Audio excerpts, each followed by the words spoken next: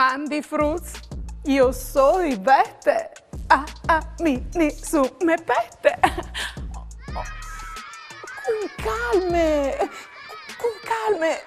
un par volte. C'è diseso? Daria usa menas a tor cul tren. E tu la sesorivas a stazione di Chiarnie.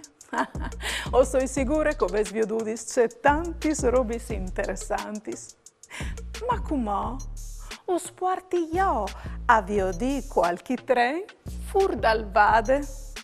Scomenci decine. De città di Chongqing è un tren che al corso un tune monosine. Benastai un'essine fatte anche un traf. Pensai che la monosine più lunghe e più trafficate dal mondo. Ben 70 stazioni, 2 linee che corrono per 100 chilometri. E non è finita qui, no. Pensai che questo tren al passe sottiere per usare dai Queens e pensai dentro di un condominio robononis. E come anin in Svizzera?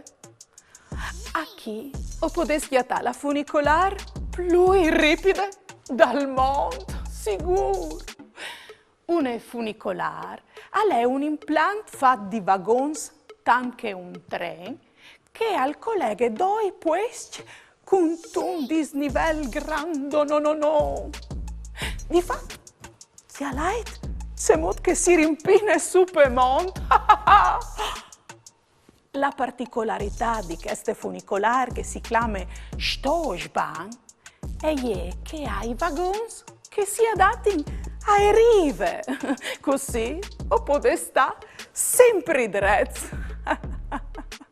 E per finire, Fruz come usmeni in Italia.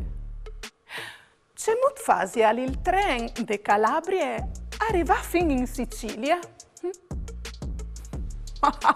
Passi al parsore dal mare. ma no. Al fa una roba tan migliore.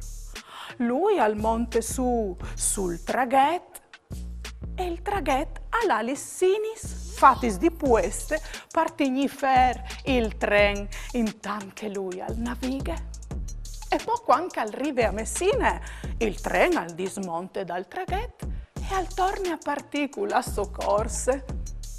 In tutta Europa è l'unico tren che al monte su un traghetto.